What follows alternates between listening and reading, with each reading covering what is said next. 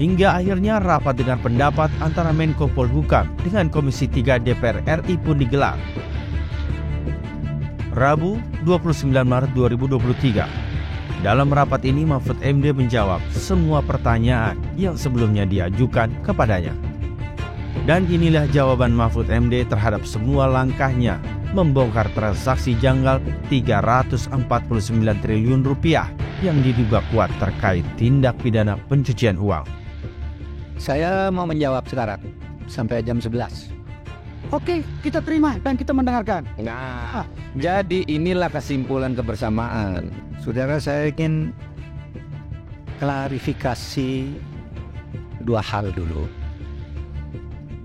Yang pertama, saya itu ketika menyatakan menantang, itu karena menjawab tantangan. Saya enggak pernah, ini mulanya begini. Ya, kan di Twitter saya itu di-capture pernyataan Pak Beni Harman. Ada Pak Beni Harman itu di Detik itu bicara begini, jam 4.21, Detik.com jam 4.21 tanggal 26. Intinya itu saya harap Mahfud berani buka-bukaan, berani terus terang. Itu Detik jam ya, Detik.com tanggal 26 jam 4.21. Nah, saya menjawabnya jam 7. Bismillah, saya datang. Kan gitu. Jadi bukan saya yang nantang, saya yang ditantang. Ya saya jawab. Jadi jangan dibalik gitu. Masih ada kan di Twitter dilihat. Saya tuh kan mengcapture Pak Beni, bukan saya yang mulai. Saya enggak, saya diem aja. Tapi ditantang itu kan ya datang, harap datang juga Pak Arteria, Pak Arsul, karena ini kan yang terus terang pada waktu bicarakan, saya katakan mengancam, kan ada di video. Saya ingatkan Ketua PPATK ini berlaku bagi Menteri, bagi Menko. Ancaman hukumannya 4 tahun. Kenapa?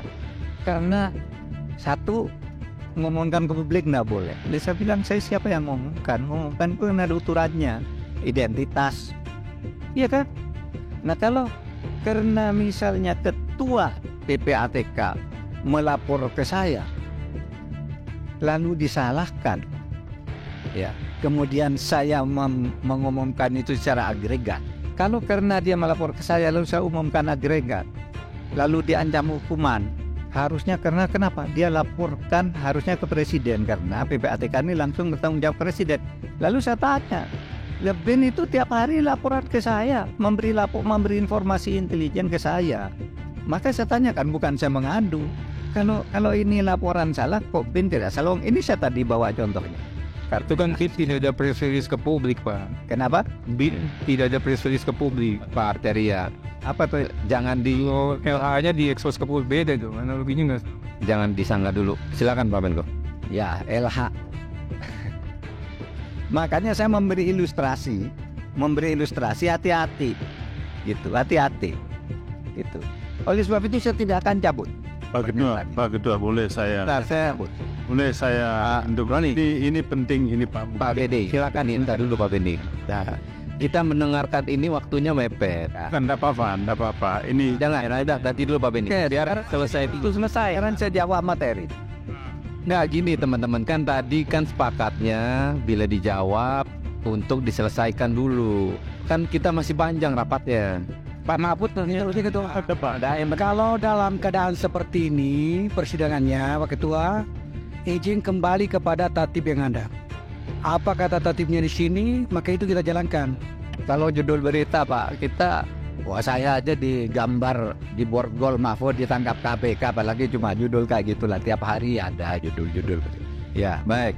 Terima kasih. Jadi mohon dimaklumi, saya tidak bisa mencabut pernyataan itu karena sejak tadi saya bilang dulu pengalaman saya sama Pak Beni kan gitu, tadi saya bilang lalu dipotong, nggak boleh sebut sekarang, nggak gimana gitu. Maka saya bilang kalau interupsi terus ya nggak bisa dong. Ya, saudara, data ini clear valid, tinggal pertemukan saja dengan Bu Sri Mulyani. Nggak ada data yang beda, cuma Bu Sri Mulyani itu menerangkannya begini. Kalau PPATK itu kan rombongan nih, misalnya Rafael, itu kan ada rombongannya. Nah ketika diperiksa oleh Bu Sri Mulyani, satu yang diambil sama dengan ini tadi. Jadi ini rombongan, namanya pencucian uang. Kalau enggak banyak ya bukan pencucian uang namanya. Kalau satu geng begitu kan, kalau satu korupsi, tapi pencucian uang di belakangnya itu loh nama itu. Saudara buka nanti, mau pansus buka, ada nama-nama orang 491 orang, apa kasusnya?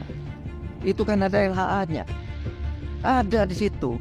Maka bagi saya gampang kok masalah ini. Undang Bu Sri Mulyani, cocokkan. Ini datanya PPAT, hanya beda menafsirkan. Seperti yang kasus 189 itu kan 15 entitas bea cukai. Tapi pertama Bu Sri Mulyani tidak tahu.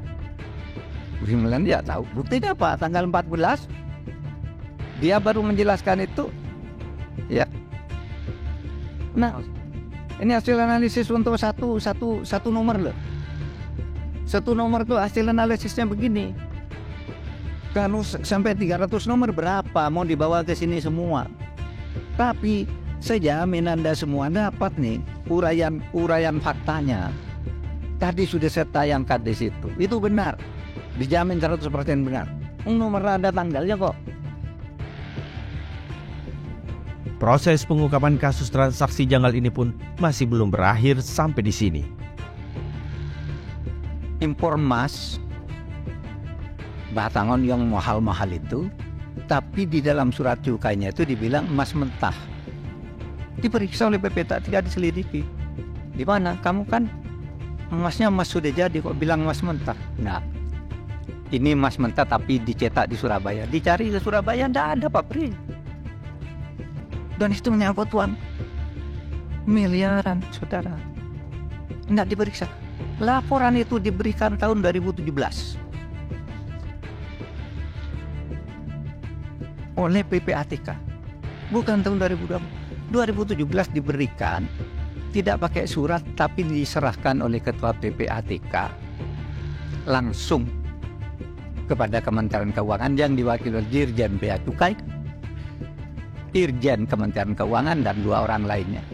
Ini serahkan. Kenapa tidak pakai surat? Karena ini sensitif, masalah besar. 2 tahun tidak muncul. Tahun 2020 dikirim lagi, tidak sampai juga ke Bu Sri Mulyani, sehingga bertanya ketika kami kasih itu.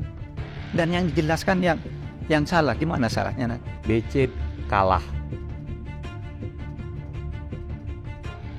Lalu BC kasasi. Di kasasi BC menang. Lalu tahun 2019 dilakukan penelitian kembali PK atas permintaan si terlapor. Di peninjauan kembali BC kalah lagi. Jadi dianggap tidak terbukti tindak pidana kepabeanannya di peninjauan kembali PK terakhir 2019. Nah, teman-teman udah mengetahui ya, udah berkali-kali diuraikan yang namanya tindak pidana pencucian uang selalu terkait dengan tindak pidana asal. Ketika tindak pidana asalnya itu ada, maka TPPU-nya kemudian bisa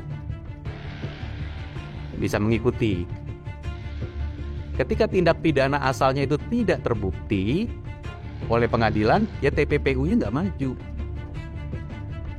Jadi tahun 2019 TPPU-nya nggak maju, tapi perkaranya ini ya dari 2016 sampai 2019 terus sampai bulan Agustus 2020 di satu rapat itu dikatakan bahwa kalau modusnya sama, kasus 2016-2019 kemarin itu kita udah dikalahkan oleh pengadilan.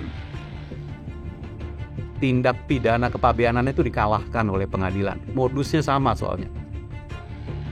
Nah, dengan logika seperti itu, maka pada Agustus 2020 itu disepakatilah. Kalau gitu, kalau tindak kepabeanannya nggak kena, masukkan ke kejar pajaknya.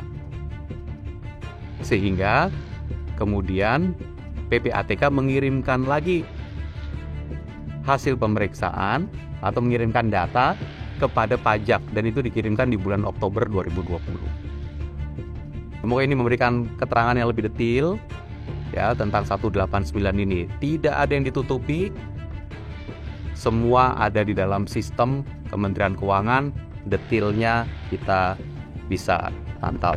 Ketika rapat dengar pendapat, Komisi 3 DPR RI mengatakan bahwa Mahfud MD dalam kapasitasnya sebagai Menko Polhukam tidak memiliki kewenangan untuk menyampaikan informasi soal transaksi janggal di Kementerian Keuangan ke publik.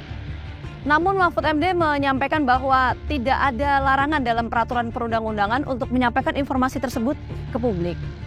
Terlepas dari apapun itu, pemirsa, PPATK sudah menyampaikan sebelumnya bahwa transaksi janggal di Kementerian Keuangan merupakan sebuah tindak pidana pencucian uang atau TPPU.